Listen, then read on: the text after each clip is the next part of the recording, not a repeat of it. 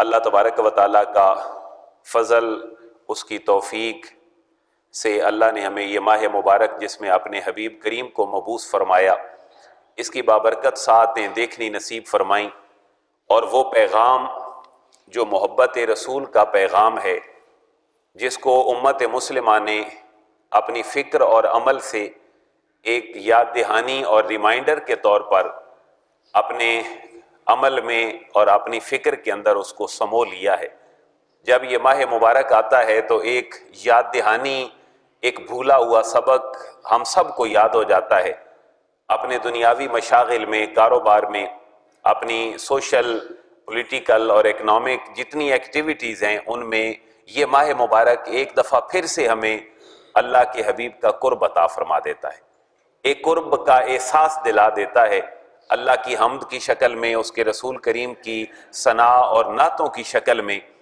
ہمارے کانوں میں صبح سے شام تک جب یہ نغمے گونجتے ہیں تو ایک یاد دہانی اور بھولا ہوا سبق ہمیں 11 مہینوں کے لیے شاید پھر سے یاد آ جاتا ہے۔ ورنہ استحقاق تو یہ تھا کہ کوئی ایک لمحہ بھی اس ذات بابرکات کی یاد سے غفلت میں بسر نہ ہوتا، لیکن اس شکوے کے ساتھ اگر اللہ ہمیں ایک سال کے بعد ایک مہینہ بھی اپنے تمام تر فضولیات کو چھوڑ کر اگر اللہ اور اس کے رسول کے ذکر کے لیے مل جائے تو شاید 11 مہینے ہم اللہ کے احکامات کی بجا آوری کو بہتر طریقے سے سر انجام دے سکیں۔ اس مہینے کی سیلیبریشن سے ہمیں 100% اگر رزلٹ نہ بھی ملیں تو ہمیں بھولا ہوا سبق کم از کم یاد ضرور آ جاتا ہے۔ تو یہ ماہ مبارک اور اس کا آج کا یہ جمعۃ المبارک اور ہماری نشست، اس کا ٹاپک اور عنوان جو میں نے اپنے ذہن میں آپ کے لیے سوچا ہے وہ یہ ہے کہ اللہ کے نبی کی آمد کی خوشی، اس کے تعلق کے حوالے سے ہمارے معاشرے میں مختلف الفاظ بولے جاتے ہیں۔ کچھ حضور کی ساتھ تعلق کو میلاد النبی اور عید میلاد کے نام سے اس کو سیلیبریٹ کرتا ہے، کوئی سیرت النبی کا جلسہ کروا لیتا ہے، کسی نہ کسی شکل میں کوئی محفل حمد و نعت کہہ دیتا ہے، لیکن یہ سارے شاید وہ ذرائع ہیں کہ جن سے ہمارا اللہ کے رسول کے ساتھ ایک تعلق بڑھتا ہے، ایک نسبت جو ہے وہ ہماری نئے سرے سے ہم منسوب ہو جاتے ہیں۔ تو میلاد کیا ہوتا ہے، سیرت کیا ہے، اللہ کے نبی کی نعت کیا ہے، یہ آج ہمارا موضوع ہے، اور امت کو آج کرنا کیا چاہیے، امت کس طرف جا رہی ہے، اور یہ میلاد ہمیں کیا پیغام دے کر جاتا ہے۔ اگر ہم میلاد کے لفظ میں غور کریں تو میلاد اگر ظرف زمان ہو یا ظرف مکان ہو، ہم نے اردو کی 5ویں کی کتاب سے پڑھنا شروع کیا تھا کہ ظرف زمان اور ظرف مکان، جیسے مسجد ہے تو یہ ظرف مکان ہے، یہ ظرف ہے اور مکان ہے۔ کچھ چیزیں ایسی ہوتی ہیں جو زمانے کو ظاہر کرتی ہیں، تو میلاد اگر ظرف زمان ہو تو اس سے مراد یہ ہے کہ وہ کیفیت اور وہ گھڑیاں جو جن میں اللہ کے حبیب تشریف لائے، ان گھڑیوں میں ان گھڑیوں کا ذکر، اور ان گھڑیوں میں جو بابرکت افعال رونما ہوئے، جو انسانی عقل سے ماورا ہیں، جن کو معجزات اور خوارق کی عادت معاملات کہا جاتا ہے، جیسے حضور کی پیدائش اور حضرت خاتون جنت آمنہ طیبہ طاہرہ رضی اللہ تعالی عنہا کا حمل کی کیفیات میں کسی ثقل اور بوجھ کو محسوس نہ کرنا، اور آپ کی پیدائش کے بعد آپ کا سر انور سجدے کی حالت میں ہونا، اور پھر وہ جو نوشیروان اور کسریٰ کے ہم معجزات اور کرامات پڑھتے ہیں کہ دریائے ساوا جو ہے وہ خشک ہو گیا، جو انسانوں کی قربانی کے بغیر نہیں چلتا تھا، وہ اس کے محل کے 14 کنگرے گر گئے، یہ ایک نشانیاں تھیں۔ ان کیفیات کے بیان کو میلاد النبی کہا جاتا ہے۔ اللہ کے حبیب کا بچپن کیسا گزرا، اللہ کے حبیب کی جو ہے وہ دودھ پلانے والی دائیاں، وہ کن کن کو شرف ملا، اور پھر اللہ کے نبی کا شق صدر ہوا، سینہ مبارک چاک ہوا، آپ کا بچپن کہاں گزرا، 25 سالہ عمر مبارکہ تک آپ کی پہچان کیا تھی، اماں خدیجہ کے ساتھ ایک تعلق، معاشرے میں آپ کا ایک بہت بڑا کردار، یہ ساری چیزوں کو بیان کرنا یہ میلاد النبی کہلاتا ہے۔ اگر یہ ظرف مکان ہو تو جو نسبتیں اللہ کے نبی کی پیدائش سے مکانوں کو ملی ہیں جہاں آپ تشریف لائے، وہاں ایک چھوٹی سی اس جگہ سے لے کر جہاں بظاہر وہ چھوٹی ہے اللہ کے نبی تشریف لائے، اور پوری دنیا کے اندر آپ نے ایک انقلاب برپا کر دیا، مشرق سے لے کر مغرب تک، شمال سے لے کر جنوب تک ایک ہمہ جہت انقلاب پوری روئے زمین پر جو آپ نے بپا کیا، اس کیفیت کو بیان کرنے کا نام بھی کیا ہے؟ میلاد ہے۔ اگر ظرف مکان ہو تو زمین کے اندر جو تبدیلیاں اللہ کے محبوب کے آنے سے آئیں، ان ساری تبدیلیوں کا بیان میلاد کہلاتا ہے۔ اور اگر زمانے کی تقسیم ہو تو پھر جس زمانے میں آپ تشریف لائے اور وہ زمانہ اور پھر ہر زمانہ جو آپ کے تصدق سے ہمیں مل رہا ہے، ان سارے زمانوں کا بیان کیا کہلاتا ہے؟ میلاد کہلاتا ہے۔ ظرف مکان ہو تب بھی خصوصیات، ظرف مکان ہو تب بھی خصوصیات۔ اور سیرت کو اگر ہم اسپیسیفکلی دیکھتے ہیں تو پھر سیرت کا تعلق پریکٹیکل کے ساتھ ہے۔ اللہ کے حبیب نے نماز کیسے پڑھی؟ اللہ کے حبیب نے روزہ کب سے کب رکھا؟ آپ نے حج کیسے ادا فرمایا؟ لوگوں کے گھروں میں جانے کے آداب ہمیں کیسے بتائے؟ ایک معاشرہ کیسے ڈیولپ ہوتا ہے؟ اس کی پہلی اکائی مرد اور عورت، یہ دونوں ایک دوسرے کو چنتے ہوئے کون کون سا طریقہ اختیار کریں، یہ حضور کی سیرت طیبہ ہے۔ اور پھر یہ دونوں ایک دوسرے کے قرب میں، جب عورت اپنا گھر چھوڑ کے اگلے گھر میں جائے گی اور مرد اس کے ساتھ سلوک کیسا رکھے گا، اس کے بچے اپنی ماں کو کس نظر سے دیکھیں، اگر بچی پیدا ہو تو کیا اس کو زندہ دفن کر دیا جائے، یہ سارے معاملات سیاسی، معاشی، معاشرتی، یہ سارے کے سارے آپ کے افعال اور پریکٹیکل کے بیان کو کیا کہا گیا؟ سیرت النبی کہا گیا۔ تو سیرت اور میلاد کا آپس میں الفاظ اور مترادف والا تعلق ہے۔ اگر ہم اس کو اپنے سیکٹ کی بنیاد پر اپنی اپنی پہچان بنا لیں تو یہ میری اور آپ کی، ہم اس کو ایک کم ظرفی کہہ سکتے ہیں، ورنہ نہ سیرت میلاد سے جدا ہے اور نہ میلاد سیرت طیبہ سے جدا ہے، دونوں ایک دوسرے کے لیے لازم و ملزوم ہے۔ نہ میلاد سیرت سے جدا ہے، نہ سیرت میلاد سے جدا ہے۔ اور توحید کو اگر ہم اس کی صفت و ثنا میں کو محفل کریں تو ہم حمد کہہ دیتے ہیں، اور اگر اللہ کے نبی کی صفت و ثنا ہو تو اس کو نعت کہہ دیتے ہیں۔ تو نام بدل کے اپنے تحفظ کے لیے، اپنے ایک گروہ کے تحفظ کے لیے ہم جو مرضی ہے کہہ دیں، لیکن محفل حمد و نعت ہو یا میلاد النبی ہو یا جشن عید میلاد ختم المرسلین ہو یا سیرت النبی ہو، یہ سارے ایک ہی کتاب کے ابواب ہیں، جو بھی پڑھیں گے آپ کو اور مجھے ہدایت مل جائے گی۔ تو سیرت کا تعلق خصوصیت کے ساتھ کس کے ساتھ ہے؟ پریکٹیکل کے ساتھ ہے۔ اللہ کے نبی کی سیرت کیسے تھی؟ میں نے جو آیتیں مبارکہ پڑھی، سورہ احزاب کی 21 نمبر آیتیں مبارکہ ہے، 33 نمبر سورہ احزاب ہے۔ اللہ فرما رہا ہے لَقَدْ كَانَ لَكُمْ فِي رَسُولِ اللَّهِ أُسْوَةٌ حَسَنَةٌ، تمہارے لیے بہترین نمونہ میرے نبی کی شخصیت کے اندر موجود ہے۔ یہ اتنی گہرائی والا جملہ ہے کہ آپ اگر دیکھیں، یہودیت اپنا پورا ہزاروں سال پہ مشتمل عرصہ گزار کے اور عیسائیت اپنے سینکڑوں سال کا عرصہ گزار کے حضور کی پیدائش سے پہلے آخر اس مقام پہ آ کے کھڑی ہوتی ہے جس مقام پہ اللہ کے نبی ان کو بلاتے ہیں۔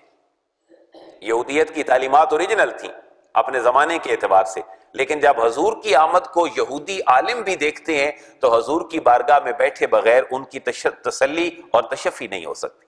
اور حضور کے دین اور آپ کے اسوہ کی یہ خصوصیت ہے۔ حضرت عبداللہ بن سلام جیسا یہودی حضور کی بارگاہ میں آ کر بیٹھتا ہے اور عرض کرتا ہے کہ حضور، جو تسکین اور جو ایک ہمہ جہت دین اور مذہب آپ نے متعارف کروایا ہے، ہمیں تو یہ یہودیت میں بھی دیکھنا نہیں ملا تھا۔ اور حضرت ورقہ بن نوفل، جب حضور پہ پہلی وحی نازل ہوئی تو اماں خدیجہ کہاں لے کر گئیں حضور کو؟ جناب ورقہ بن نوفل کے پاس۔ حضرت خدیجہ الکبریٰ کے رشتہ دار ہیں اور عیسائیت کے بہت بڑے عالم ہیں، تو حضرت ورقہ بن نوفل جیسا بندہ حضور کو اپریشیٹ کیے بغیر اور حضور کی شان میں کلمات تحسین پیش کیے بغیر وہ بھی نہیں رہ سکا۔ اور پھر حضرت عثمان بن طلحہ جیسا آدمی کہ جو حضور کو ہجرت سے پہلے حرم کے اندر جانے کے لیے، خانہ کعبہ کے اندر جانے کے لیے چابی دینے کے لیے تیار نہیں ہے، حضور نے فرمایا عثمان چابی دو، ہم نے اللہ کے گھر کی اندر سے زیارت کرنی ہے۔ تو عثمان بن طلحہ کہتا ہے کہ یہ عربوں کے رواج کے مطابق ہے اور یہ آپ جیسے بندے کو مل نہیں سکتی۔ حضور جب ہجرت فرما کے مدینہ چلے گئے، 8 سال کے بعد فتح مکہ ہوا تو لوگوں کے سامنے یہ اعلان رکھا اور فرمایا کہ آج کیا کہتے ہو، میں تمہارے ساتھ کیسا سلوک کروں گا؟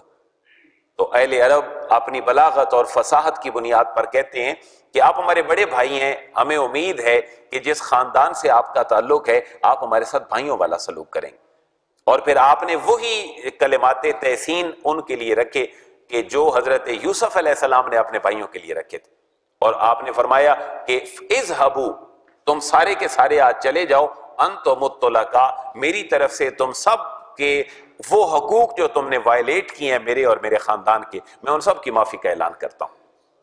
تو عثمان بن طلحہ جو ہجرت سے پہلے چابی دینے کے لیے تیار نہیں ہے، اب جب ہجرت کے آپ فتح مکہ کے بعد حضور تشریف لاتے ہیں تو سرکار دو عالم پوچھتے ہیں عثمان بن طلحہ وہ چابی لاؤ جو ہجرت سے پہلے تم نے مجھے نہیں دی تھی۔ عثمان بن طلحہ چابی پیش کرتے ہیں اور حضور فرماتے ہیں کہ اب تمہارا کیا خیال ہے، میں کس کو چابی دوں گا؟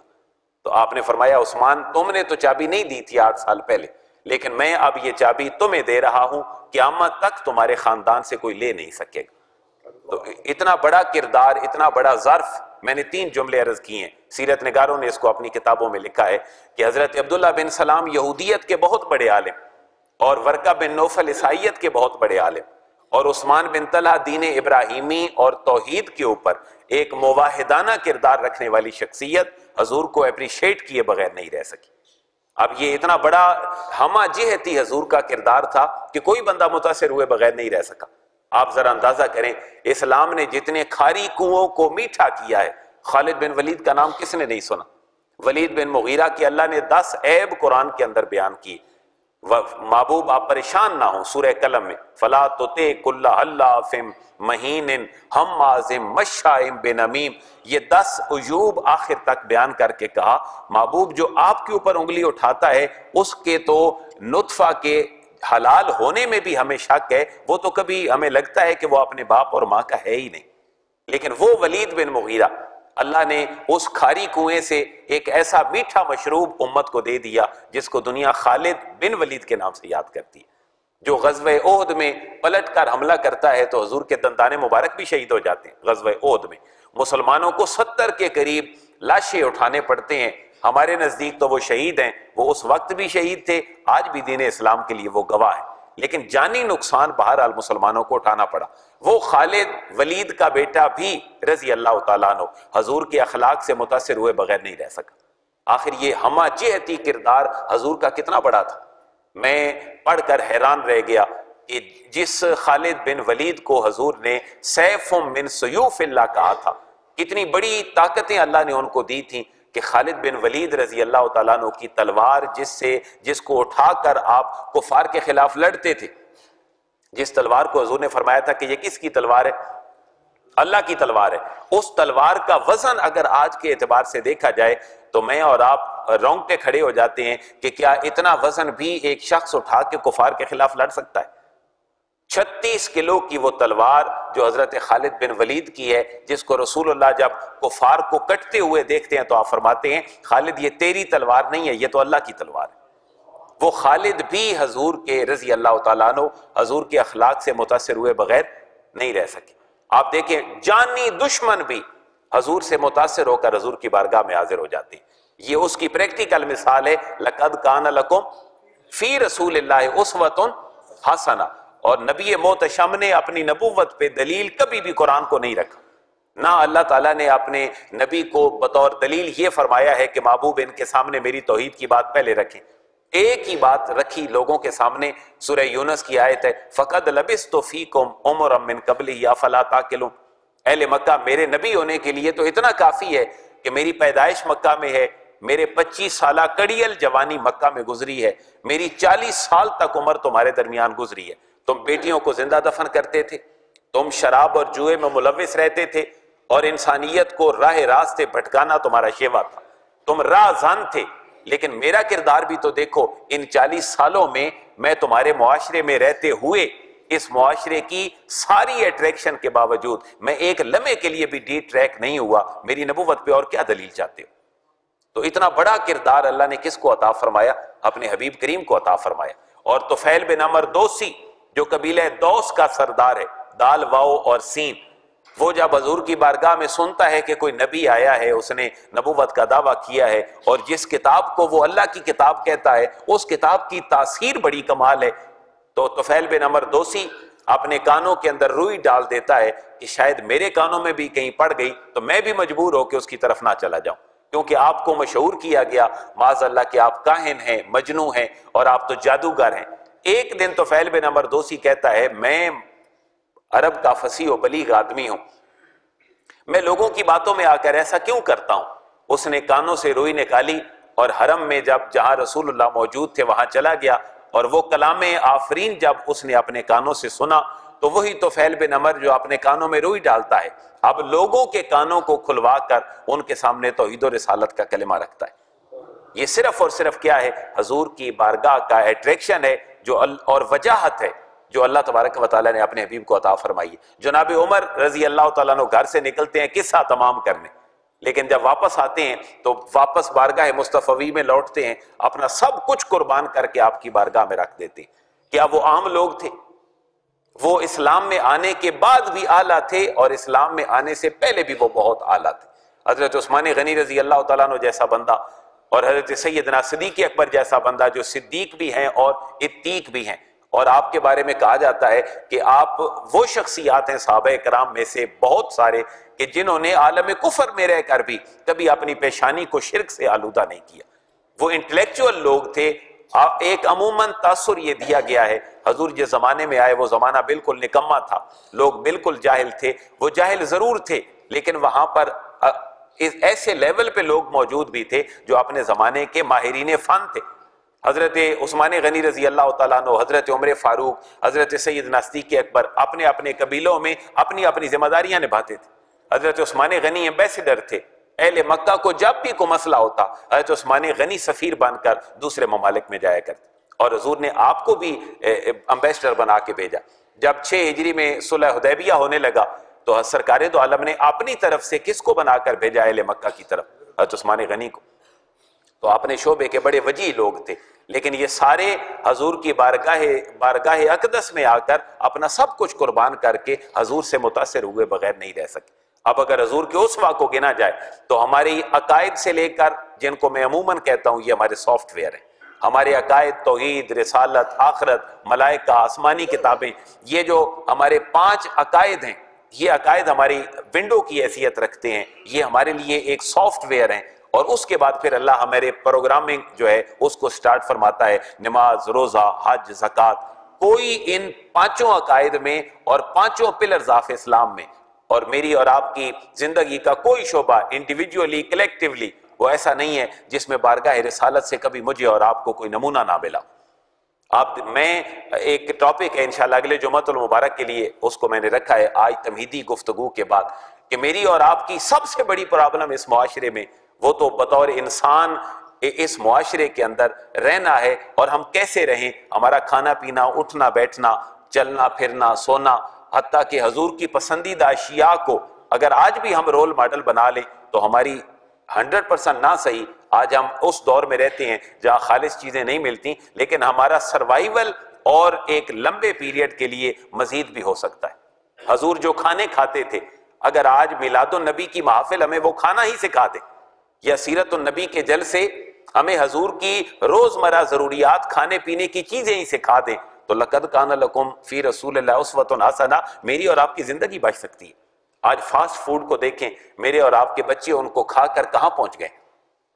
اللہ بھلا کرے حکومت کا کہ ایجوکیشنل انسٹیٹیوشن میں انہوں نے پابندی لگا دی آپ کی کولڈ ڈرنکس کے اوپر اور ان ساری چیزوں کے اوپر، ورنہ تو ایک معصوم بچہ، ایک ایسا معصوم بچہ جو بڑی مشکل سے اپنی تھوتلی زبان سے بولتا ہے، اس کو بھی 1 روپے والی ہماری وہ دال کے پیکٹ اور 2 نمبر گولیاں ہمارے بچوں کو اور ان کی صحت کو کس لیول پہ لا کے انہوں نے کھڑا کر دیا ہے۔ اگر اس سیرت طیبہ کا ایک جملہ ہوتا کہ من غش فلیس منا، جس نے ملاوٹ کی وہ ہم میں سے نہیں ہے، تو ہمارے بچے، آج بچہ خود 36 کلو وزن اس کا مشکل سے کسی عمر میں ہوتا ہے، فگر کم ہوتے گئے اور صحتیں جواب دیتی گئیں۔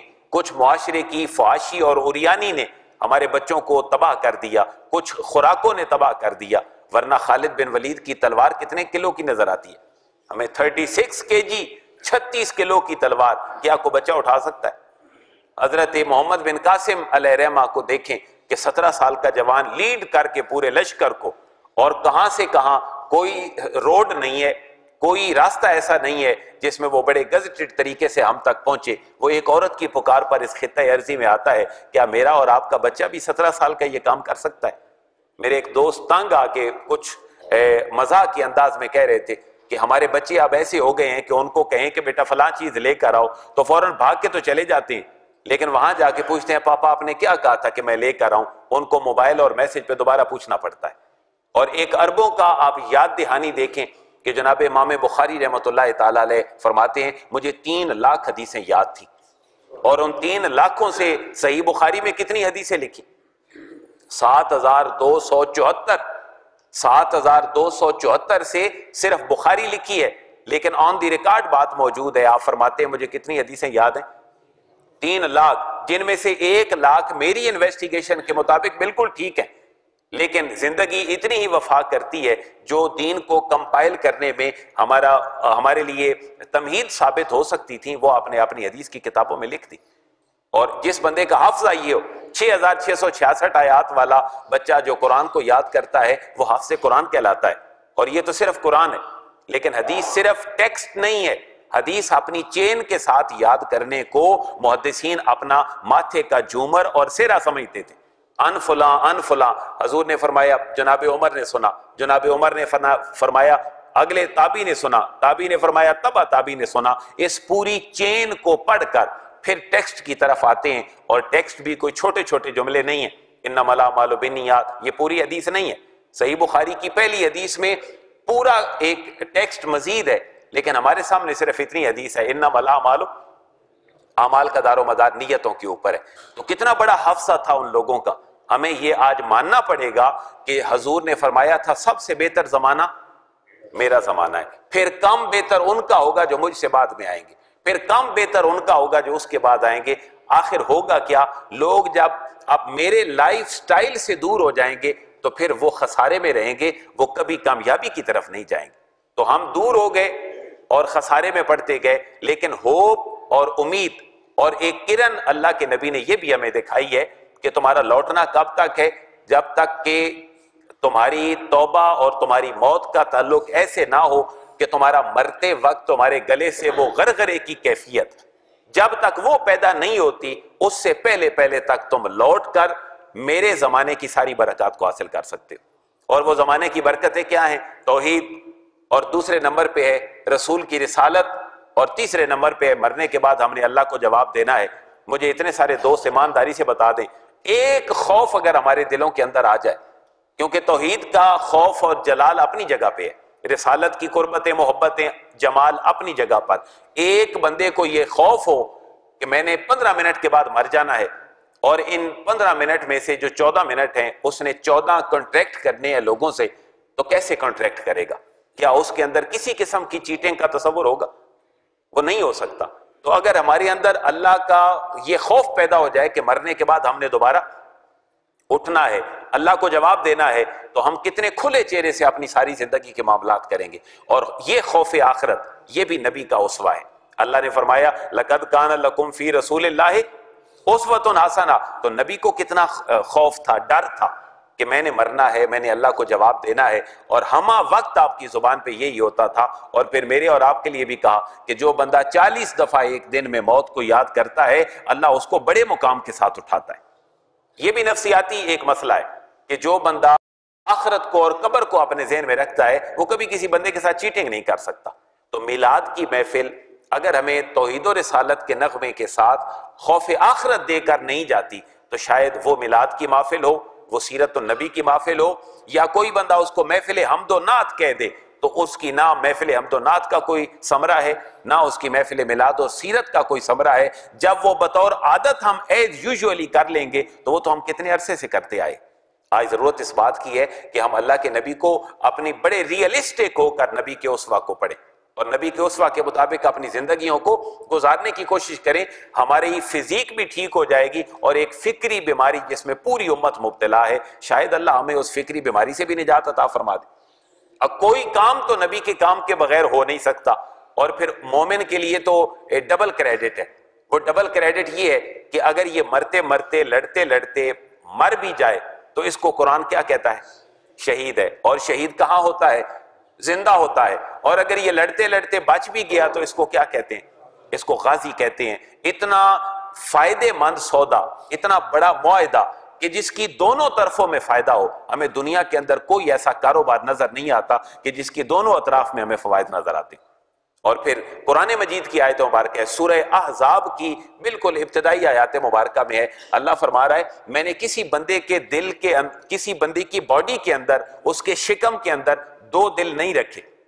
اگر 2 دل ہوتے تو وہ کہتا کہ ایک دل میں اللہ بستا ہے اور ایک دل میں دنیا بستی ہے، اگر 2 ہوتے تو وہ کہتا۔ اللہ فرماتا ہے میں نے تمہارا دل ایک بنایا ہے اور صرف اپنی اور اپنے محبوب کی یاد کے لیے بنایا، لیکن وہ دل پھر اللہ اور اس کے رسول کی یاد میں آگے کیسے بڑھ سکتا ہے؟ کتنا بڑا میرے اور آپ کے لیے فائدے کا سودا یہ ہے کہ ہم اگر اپنا کام اپنے طریقے کے مطابق کر لیں تو کام ہو جائے گا، لیکن اگر میں اپنا کام حضرت محمد مصطفیٰ کے طریقے کے مطابق کر لوں تو اللہ تبارک و تعالیٰ مجھے ثواب عطا فرما دے گا۔ یہ کتنا نفع والا سودا ہے کہ کام میں نے کرنا ہے، اور اللہ خوش اس لیے ہو رہا ہے کہ جو طریقہ اللہ نے بتایا ہے اپنے نبی کا، میں اس کے مطابق عمل کر رہا ہوں۔ ہمیشہ عاشق کو اپنے معشوق کا طریقہ اور محب کو اپنے محبوب کا طریقہ پسند ہے، تو محبوب بھی ہمیں دے دیا اور کہا کہ کام اس کے مطابق کرو تو تمہیں ثواب ملتے رہیں گے۔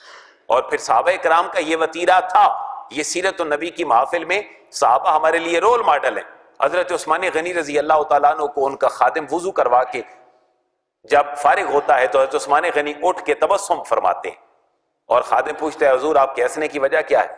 تو حضرت عثمان غنی فرماتے ہیں کہ ہنسنے کی وجہ کوئی نہیں ہے، یہاں میں نے آج سے چند سال پہلے حضرت محمد مصطفیٰ آقا کریم کو وضو کروایا تھا تو آپ نے اٹھ کے تبسم فرمایا تھا، میں آپ کی سنت پہ عمل کر رہا ہوں۔ تو وہ لہر جب تک عشق و محبت کی نہیں آئے گی تو یقیناً ہم آرٹیفیشل مسلمان تو ہوں گے، لیکن جو ریئلسٹک ایک مسلم ہے شاید اس کی لذت، حلاوت اور مٹھاس لینے سے ہم بہت ساری جگہوں پہ محروم رہ جائیں گے۔ اللہ کے نبی کے دین میں سختی بھی تھی، اللہ کے نبی کے دین میں نرمی بھی تھی، محبت بھی تھی، وقار بھی تھا، اس میں تلوار بھی تھی، لیکن ہر چیز اپنے اپنے موقع کے اوپر تھی۔ آپ نے ہجرت سے پہلے کتنے سال گزارے مکہ میں؟ ہجرت سے پہلے 53 سال، پیدائش مکہ میں، 40 سال مکہ میں، اس کے بعد اعلان نبوت، پھر کتنے سال مکہ میں؟ 13 سال مکہ میں، پھر کہاں تشریف لے آئے؟ مدینہ طیبہ۔ تو آپ کی زندگی کے تینوں فیزز، اگر ہم ان کو 3 فیز گنے تو تینوں فیزز میں ہمیں حضور کی اسٹریٹجی الگ نظر آتی ہے۔ کتنی بڑی پرسنالٹی کے طور پر حضور اپنے آپ کو پیش کرتے ہیں کہ مکہ کی ایک متمول خاتون، ایک ایسی خاتون جو حضور کے نکاح میں آنے سے پہلے 2 خاوند دیکھ چکی ہے اور دونوں سے بیوہ ہو چکی ہے اور اولاد بھی ہے، کاروبار بھی اس کا پیک پہ ہے، زمانہ شناس بھی ہے، آخر کیا وجہ ہے کہ وہ حضور کو نکاح کا پیغام بھیجنے کے لیے مجبور ہو جاتی ہے؟ آخر ایک زمانہ شناس انسان کو متاثر کرنا، یہ اگر کریڈٹ ہے تو یہ بھی تو نبی پاک صلی اللہ علیہ وآلہ وسلم کو ہے کہ وہ عورت حضرت نفیسہ کے ہاں پیغام بھیجتی ہیں جناب خدیجۃ الکبریٰ کہ نکاح کی آفر ہے، اللہ کے حبیب مشورہ فرماتے ہیں اور اس کو قبول کر لیتے ہیں۔ تو ایک لوگوں کو متاثر کرنا، ابو جہل جیسا بندہ بھی حضور سے متاثر ہے لیکن اپنی انا اور اپنی ضد اور ہٹ در بھی نہیں چھوڑ رہا، اور عرض کیا کرتا ہے آپ کا لایا ہوا پیغام جناب محمد صلی اللہ علیہ وسلم ہے ٹھیک، لیکن میں اگر مانوں تو میری سرداری کو پھر کوئی نہیں مانے گا۔ تو اللہ کے نبی کا یہ امپریشن 13 سالوں میں کچھ اور ہے اور 13 سالوں کے بعد 10 سالوں میں کچھ اور ہے۔ میں 2 ہی جملے اس کے لیے مزید کہنا چاہتا ہوں کہ مکی زندگی کو دیکھیں تو ہمیشہ حضور نے اللہ کے آگے اپنا سر جھکا کے رکھا ہے۔ ابو جہل اور عقبہ بن ابی معیط دونوں حضور مشورہ کرتے ہیں کہ حضور سجدے میں جائیں گے تو ہم ان کے اوپر کسی جانور کی گندی اجری لا کے ڈال دیں گے، ڈال دی گئی، لیکن حضور نے اپنا سر نہیں اٹھایا، آپ نے اپنا سر پھر بھی جھکا کے رکھا۔ کتنا ایک اختیار نہیں تھا آپ کے پاس، آپ کے ہاتھ اٹھا کر دعا کرنے کی دیر تھی، کیا اللہ اس قوم کو نیست و نابود نہ فرما دیتا؟ طائف میں چل کے جب پتھر پڑتے ہیں تو جبریل امین پہلے قرآن لے کر آتے ہیں، اب نبی محتشم سے ان کی اپنی مرضی پوچھنے آتے ہیں اور عرض کرتے ہیں حضور آپ اللہ فرما رہے ہیں، آپ فرمائیں تو طائف ان کے اوپر انڈیل دیا جائے۔ لیکن نبی پاک کی اسٹریٹجی اور حکمت عملی ہمیں 13 سالوں میں الگ نظر آئی، 1 سال بھی گزرا، دوسرا بھی، لیکن بہت بڑے بڑے لوگ دائرہ اسلام میں داخل ہو گئے۔ جناب عمر فاروق جیسا بندہ رضی اللہ تعالیٰ عنہ، حضرت حمزہ سید الشہداء جن کے حضور کے ساتھ رضائی بھائی کا بھی تعلق ہے، چچا ہونے کا تعلق بھی ہے، اور حضور ان پہ فدا ہے، اور اتنی شخصیات دائرہ اسلام میں داخل ہوتی ہیں لیکن تلوار حضور نے نہیں اٹھائی، 13 سالوں میں تلوار نہیں اٹھائی۔ لیکن جب اپنا گھر بھی چھوڑ دیا، اور گھر چھوڑ کر اللہ کے حکم سے پھر تشریف لائے مدینہ طیبہ تو پہلے سال بھی تلوار نہیں اٹھائی. کوئی سیرت نگار نہیں کہتا کہ حضور نے آتے ہی مدینے والوں میں جھاڑو پھیر دیا اور کہا بھائی نکلو سارے باہر. حضور نے اپنوں کو بھی بلایا, غیروں کو بھی بلایا. اپنوں کو بلا کے یہ کہا کہ بھئی میرے ساتھ جو آئے ہیں وہ مہاجر ہیں اور تم انصار ہو, تم ویلکم کر رہے ہو. یہ دونوں اتنے آپس میں گہرے دوست اور مضبوطی کے ساتھ تعلق والے بن جاؤ کہ دنیا شاید 2017 میں کینال ویو میں بیٹھ کر بھی اس کی مثال دے کہ جو مواخات مدینہ تھا آج تک پوری دنیا میں جب سے اللہ نے کائنات بنائی ہے اتنی محبتوں والا کوئی معاہدہ کائنات میں ہوا ہی نہیں. آپ اندازہ فرمائیں اللہ کو ایک آیت نازل کرنا پڑی کہ محبوب اب جو محبت والا پیمان اور عہد آپ نے مہاجروں اور انصار کے درمیان باندھا تھا حضور اب اس کو تھوڑا سا کھولیں, ورنہ آپ کے کہنے پہ یہ اتنے قریب ہو چکے ہیں کہ اپنے مرنے کے بعد اپنی پراپرٹیز اپنے مواخاتی بھائی کو دے کے جاتے ہیں, ان کے خونی رشتہ دار محروم رہ جاتے ہیں. اللہ سورہ احزاب کی آیات مبارکہ نازل فرما دیتا ہے, اللہ فرما رہا ہے کہ محبوب اب ان کو یہ کہیں کہ عقد مواخات سے مسلمانوں نے جو سٹینڈ کرنا تھا وہ کر لیا ہے اور اب اپنے خونی رشتہ داروں کو اپنی پراپرٹیز دے کر جائیں, کیونکہ یہ انصاری صحابی جب وصال کرنے لگتا ہے تو یہ تو سارا کچھ اپنے مہاجر بھائی کو دے کے چلا جاتا ہے. لہٰذا وہ رحمی جو رشتے ہیں, جو بلڈ ریلیشن والے تعلقات ہیں, ان تعلقات کی بنیاد پر اپنی پراپرٹیز محبوب ان کو کہیں تقسیم کریں 1/2, 1/4, 1/6 اور 1/8 کے اصولوں کی بنیاد پر. اور مجھے بتائیں اتنی بڑی محبت کبھی مسلمانوں کے درمیان دیکھی ہے جتنی اللہ کے حبیب نے 2 بندوں کے درمیان قائم فرما دی. اگر ہم صرف اتنا کر لیں کہ تہیہ کر لیں میں اگر ٹھیک ہوں تو میں نے کائنات میں صرف ایک اور بندے کو ٹھیک کرنا ہے, تو کیا یہ سلسلہ آگے نہیں چل پڑے گا؟ کتنے لوگ ٹھیک تھے غار حرا میں, ایک شخص بیٹھا تھا تفکر اور تدبر میں, اور اس نے تفکر اور تدبر کی یہ نشست 25 سالہ عمر سے بھی پہلے شروع کی تھی, اور اللہ نے پھر 15 سال کے عرصے کے بعد اس شخصیت کو چن لیا اور پہلا جملہ کہہ دیا اقرا بسم ربک الذی خلق. محبوب پڑھیں, اپنے رب کے نام کے ساتھ پڑھیں. اب یہ پڑھنا ہی آپ کے قریب کر دے گا لوگوں کو, اور پھر آپ ایک انقلاب بپا کرنے میں آپ کے لیے بڑی آسانی ہو جائے گی. میرے اور آپ کے ساتھ ہاتھ کیا ہوا؟ میرے اور آپ کے ساتھ ہاتھ یہ ہوا کہ ہم پیدا ہوئے مسلمانوں کے گھر میں.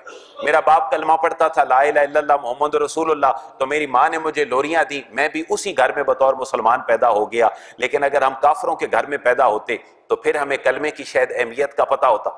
آج ہاتھ کیا ہوا ہے؟ مسلمان ہونے کے باوجود بھی ساری مسلمانی والا مال و متاع مجھ سے اور آپ سے چھین لیا گیا. وہ مال و متاع کیا ہے؟ قرآن کی برکتیں, تلاوتیں, قرآن کا سمجھنا ہم سے چھین لیا گیا. اگر میڈیکل ایک شعبہ بنا تو قرآن بھی تو اس کا حصہ ہونا چاہیے تھا. اگر انجینئرنگ اپنی پیک پہ چلی گئی تو قرآن بھی تو اس کا حصہ ہونا چاہیے تھا. آج اگر دنیا میں سائنس ٹیکنالوجی جہاں جہاں جا رہی ہے, امت کی میراث تو اللہ کی کتاب اور محمد مصطفیٰ کی سیرت طیبہ ہے. آج ہم اس دورائے پہ کھڑے ہیں کہ ٹیکنیکلی ہم ترقی کر رہے ہیں, لیکن روحانی طور پر اور دینی اعتبار سے میں اور آپ دن بدن پیچھے جا رہے ہیں. اس کا رزلٹ کیا نکلا ہے کہ میرا اور آپ کا بچہ 2 پاکٹس میں 2 موبائل لے کر پھرتا ہے, لیکن پھرے وہ 2 نہیں وہ 4 لے کر پھرے. لیکن یہ بھی تو دیکھے کہ میرے رب کا بھیجا ہوا ایک قرآن ہے جس کو پڑھنا میری ذمہ داری ہے, اور اللہ کے نبی کی حدیث و سنت ہے جس کو پڑھنا اور عمل کرنا میری سب سے بڑی ریسپانسبلٹی ہے. کتنے % آپ مجھے ووٹ کرتے ہیں اس معاملے میں کہ کتنے % معاشرہ ہمارا قرآن و سنت اور جدید معاشرے کو اکٹھا لے کے چل رہا ہے؟ کتنے % لوگ ہیں؟ ایک انجینئر بہت بڑا صحیح, اس کی انجینئرنگ کو سلام ہے. ایک ڈاکٹر کے بغیر میرے جیسا ممبر پہ بیٹھ کر تقریر بھی نہیں کر سکتا جب تک کہ میں بیمار ہوں تو وہ مجھے دوائی نہ دے. میں رہ نہیں سکتا جب تک کہ ایک انجینئر میرے لیے کو مکان کا خاکہ نہ بنا کے دے. وہ اپنے اپنے شعبوں میں کمال ہیں, لیکن کمی یہ رہ گئی ہے کہ ڈاکٹر تو ہے لیکن قرآن و حدیث ہم سے چھین لیا گیا ہے. انجینئر ہے لیکن قرآن و حدیث سے ہم دور ہیں. تو میرے بھائیو یہ ریمائنڈر ہے جشن عید میلاد النبی. میں اور آپ لڑ پڑے کہ 12 کو ہے یا 8 کو ہے یا 9 کو ہے یا 2 کو ہے, لیکن پیغام یہ ہے اللہ کے نبی کے آنے کا کہ میرے آنے سے تمہیں وقار مل گیا. اگر کوئی سمجھے تو میرے آنے سے تمہیں وقار. دیکھیں آج ہماری معاشرے کی خاتون وقار ڈھونڈتی ہے اپنی پروفیشنل لائف میں, لیکن وہ کریڈٹ تو سارا محمد عربی کو جاتا ہے کہ جس عورت کو کھلی فضا میں سانس لینے کی توفیق اہل عرب نے چھین لی تھی, اور وہ پیدا ہوتے ہی اس کے ساتھ کیا ہوتا تھا؟ زندہ دفن ہو جاتی تھی. کیا وہ عورت بھی اسلام کو اپریشیٹ نہیں کرتی آج کے دور میں؟ اس کو تو اور زیادہ اپریسیشن چاہیے اور وہ کہے کہ میں سلوٹ کرتی ہوں محمد عربی کے سلام کو. کیوں کہ انہوں نے اور ان کے نظام نے تو مجھے زندگی بخشی ہے. لیکن اب مرد بھی اسی کٹہرے میں کھڑا ہے کہ جو مرد صبح نہ اس کو نیند نصیب ہے نہ اس کو کھانا پینا اپنے وقت پہ نصیب ہے, سارا دنیا کا سکون اسے چھین لیا گیا. اور اللہ نے جب یہ کلام بھیجا اپنے حبیب کے توفیل تو فرمایا کیا, الا بذکر اللہ تطمئن القلوب, اللہ کا ذکر کرو تمہارے دلوں کا چھینا ہوا سکون تمہارے پاس واپس آ جائے گا. اور نوجوان صحابہ 13 سال 14 سال کے صحابہ مکہ مدینہ عراق ایران کے قاضی اور مفتی ہیں. کیا انہوں نے ڈھنگ نہیں سکھایا ہمیں جینے کا, اور کہ جینے کا سلیقہ تو یہ ہے. اور محمد عربی کو تم 1000 دفعہ بھی اپنے ایک دن میں درود پاک پڑھو تو تم احسان کا شکریہ ادا نہیں کر سکتے جس محمد عربی نے تمہیں زندگی سکھائی. انسان تو تم پہلے بھی تھے, 2 ہی ہاتھ تھے تمہارے, 2 ہی پاؤں تھے تمہارے, 2 ہی آنکھیں تھی تمہاری, یہی نظام تھا. لیکن میرے نبی نے آ کر تمہیں انسانیت کی معراج پہ پہنچا دیا. تو ہم یہ سبق کیوں بھول گئے اپنا کہ حضور تو انسانیت سکھانے آئے تھے, اور پتہ نہیں اپنوں اور غیروں کی وجہ سے میں اور آپ لڑ پڑے کہ حضور غیب جانتے ہیں یا نہیں جانتے, اور حضور 12 کو آئے ہیں یا 9 کو یا 2 کو. حضور جب بھی آئے ہیں حضور مجھے اور آپ کو انسانیت سکھانے آئے. اور ایک لمحہ دیکھیں اللہ بھی شریک ہے اس کام میں, فرشتے بھی شریک ہیں اس کام میں, اور اے ایمان والو تم بھی شریک ہو جاؤ. اس کے پیچھے لاجک کیا ہے؟ لاجک یہ ہے کہ اپنے محسن کو بھولنے سے انسان کبھی زندگی میں کامیاب نہیں ہو سکتا. اور اپنے محسن کو یاد کرو, اور وہ اتنا بڑا احسان کرنے والا ہے کہ اس نے اللہ کی منشا اور مرضی کو تمہارے تک پہنچا دیا. ان اللہ و ملائکتہ, اللہ بھی سلام بھیج رہا ہے, اپنی رحمت نازل فرما رہا ہے. نورانی فرشتے بھی اللہ سے درخواست کر رہے ہیں اے ایمان والو تم بھی نبی پاک کے اس احسان کا بدلہ چکاؤ, اور اللہ کی بارگاہ میں عرض کرو اللہ میرے اوپر جو محمد عربی کا احسان ہے, اللہ میں اس کا کریڈٹ اور ریوارڈ حضور کو نہیں دے سکتا, میں عاجز ہوں. اللہ میں تیری بارگاہ میں درخواست کرتا ہوں حضرت محمد مصطفیٰ پر اپنی شان کے مطابق اپنی رحمتوں کو نازل فرما دے. تو کم از کم ہم اتنا احسان تو کر دیا کریں کہ احسان کا بدلہ احسان ہے, حل جزاء الاحسان الا الاحسان. تو میرے بھائی یہی پیغام ہے, لقد کان لکم فی رسول اللہ اسوۃ حسنہ. حضور نے میری اور آپ کی صحت کا خیال رکھنے کے لیے اپنی کون سی سنتیں مجھے اور آپ کو عطا فرمائی. حضور کے کھانے کیا تھے, حضور کا لباس کیا تھا, حضور زندگی میں کرتے کیا تھے. آج جدید میڈیکل سائنس بھی کہتی ہے کہ اگر کدو حضور کو پسند تھا تو کدو بڑی اہمیت کا حامل ہے. اگر حضور کا اوڑھنا بچھونا جن چیزوں کے مطابق تھا, اگر حضور جو کا دلیا کھاتے تھے اور جو آپ کی غذا تھی, تو آج ہر ڈاکٹر بھی تو مجھے اور آپ کو جو ریکمینڈ کر رہا ہے. حضور نے میری اور آپ کی صحت کا خیال رکھنے کے لیے اپنی کون سی سنتیں اور طریقے مجھے اور آپ کو عطا فرمائے. یہی پیغام ہے میلاد کا, یہی پیغام ہے سیرت کا, یہی پیغام ہے محفل حمد و نعت کا. لیکن آج ہر بندہ ختم نبوت پہ بات کر رہا ہے, ہر سیکٹ کا بندہ بڑے بڑے اشتہار چھاپ کے سارے کام کر رہا ہے. تو یہ کسی ایک کی کاز تو نہیں ہے, یہ کسی ایک کا مسئلہ تو نہیں ہے. ختم نبوت اور مقام رسالت اور آپ کو اپریشیٹ کرنا یہ تو ہر وقت میں فکر کی جان ہے. لیکن مسئلہ کیا ہے کہ اگر میں اس کا ساتھ دوں گا تو پرابلمز ہوں گے. میں آپ کس جگہ پہ کھڑا ہوں گا؟ آج اللہ ان مسلمانوں کو اکٹھا ہونے کی توفیق عطا فرمائے, اور اس دین کو اپنے صحیح معنوں میں اگر ہماری زندگیوں میں آ گیا تو آج جن لوگوں کی کرپشن کی باتیں میں اور آپ سنتے اور کرتے ہیں, شاید اتنا بڑا متقی کوئی پرہیزگار تب آئے گا جب میں اور آپ اللہ کے نبی کی سنت کو فالو کریں گے. پھر حضرت عمر کی وہ مثال کوٹ کرنا بڑی ضروری ہے کہ اگر دریائے دجلہ اور فرات پہ کوئی جانور اور اس کا ایک بچہ بھی ناحق مارا گیا تو اس کی جو چھان بین ہے اور اس کی پوچھ گچھ ہے وہ تو عمر سے ہوگی, کیونکہ وہ میرے جغرافیے میں اس کے ساتھ ایسا ہوا تھا. ایسے حکمران نہیں مل سکتے جب تک کہ میں اور آپ خود ٹھیک نہیں ہو جائیں. تو یہ میلاد النبی پیغام ہے کہ میں اور آپ ٹھیک ہو جائیں.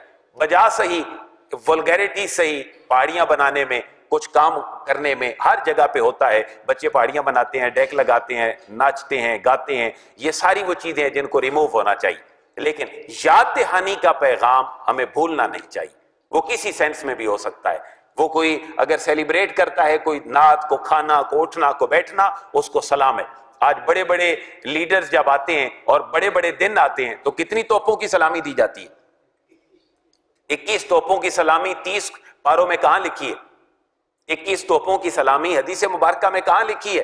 لیکن ایک یاد دہانی اور ریمائنڈر ہوتا ہے، اور یہ بھی یاد دہانی اور ریمائنڈر ہے میرے اور آپ کے لیے کہ یہ وہ دن ہے جب محمد عربی تشریف لے آئے۔ اللہ تعالیٰ پاکیزگی اور طہارت کے ساتھ اپنی محفلوں کو پاک بنا کر ہمیں ایک دوسرے کے دلوں کے قریب ہو کر محبت مصطفیٰ بانٹنے کی توفیق عطا فرمائے۔ ایک میسج ہے، مجھے دوستوں نے بھی کہا ہے کہ بلیک فرائیڈے کے نام سے جو ایک ٹرم آج سوشل میڈیا پہ چل رہی ہے، تو بلیک فرائیڈے کے نام سے آپ سارے پڑھے لکھے لوگ ہیں، ایک میسج ہے اس ممبر کا آپ تک کہ فرائیڈے کبھی بلیک نہیں ہوتا، فرائیڈے کبھی بلیک نہیں ہوتا۔ اگر ڈسکاؤنٹ کسی نے دینا بھی ہے تو وہ سنڈے کو بلیک کہہ سکتا ہے، وہ منڈے کو بلیک کہہ سکتا ہے۔ فرائیڈے میری اور آپ کی زبان کا لفظ نہیں ہے، سنڈے میری اور آپ کی زبان کا لفظ نہیں ہے، لیکن اس فرائیڈے کے پیچھے جو یوم الجمعہ ہے وہ مسلمانوں کے لیے بلیک نہیں بلکہ وہ عید کا دن ہے، اور اللہ فرما رہا ہے کہ جمعہ مسلمانوں کے لیے تو عید کا دن ہے۔ تو میرے جمعے کو فرائیڈے کہہ کر کوئی بلیک اگر مناتا ہے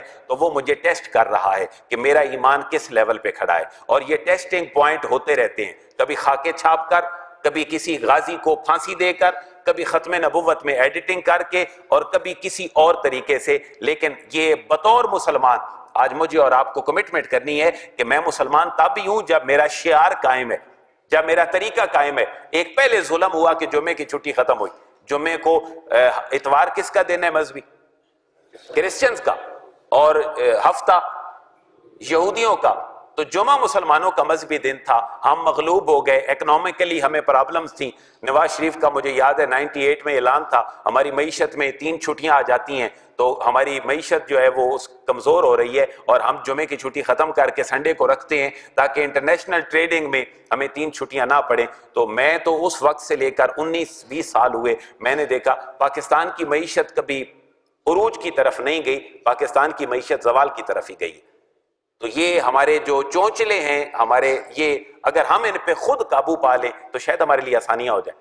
بلیک فرائیڈے نہیں، کیونکہ فرائیڈے مسلمانوں کی عید ہے، وہ فرائیڈے نہ، کوئی اگر یہ کہے بھئی یہ تو فرائیڈے ہے، وہ بلیک اور فرائیڈے کہتے رہیں، لیکن نہیں، اس کے پیچھے شعار ہے، اور مسلمانوں کے شعار کے خلاف قدم اٹھایا جا رہا ہے۔ ہم عہد کرتے ہیں اس مسجد میں بیٹھ کر کہ جس شاپ پہ بلیک فرائیڈے کے نام سے ڈسکاؤنٹ ہوں گی، ہم محمد عربی ہونے کے ناطے اس دکان سے کچھ نہیں خریدیں گے۔ وہ اس کو بلیک سنڈے کہہ دیں، ہم خریدنے کے لیے تیار ہیں۔ وہ اس کو بلیک سنڈے کہہ دیں، بلیک سیٹرڈے کہہ دیں، ہم تیار ہیں۔ لیکن اگر مسلمانوں کی خیر خواہی ہے تو مسلمانوں کی خیر خواہی میں نبی تو اتنا حریص ہے کہ وہ اپنی امت کو چبھتا ہوا کانٹا نہیں دیکھ سکتا، تو ہم اپنے شعار کے اوپر کبھی ایک لفظ بھی نہیں آنے دیں گے، ہم اس کا بائیکاٹ کریں گے، ہم ان چیزوں کو رواج دیں گے۔ ربیع الاول کی تو مخالفت ہے، لیکن وہ بلیک فرائیڈے جو سیلیبریٹ کرتا ہے، مجھے بتائیں وہ کائے کا مسلمان؟ اللہ ہمیں اسلام کا ترجمان بننے کی توفیق عطا فرمائے۔ میری 36 سالہ زندگی کا خلاصہ یہ ہے، میں اور آپ کامیاب نہیں ہو سکتے جب تک میرا اور آپ کا لائف سٹائل محمد عربی کے لائف سٹائل کے مطابق نہ ہو جائے۔ آپ جہاں مرضی ہے چلے جائیں، جہاں مرضی ہے ترقی کر لیں، یہ دل کا اطمینان اور سکون اور دنیا کی عزت محمد عربی کی نکالی میں ہے، اس کے علاوہ کسی جگہ پہ بھی نہیں رکھی۔ وما علیہ الا البلاغ۔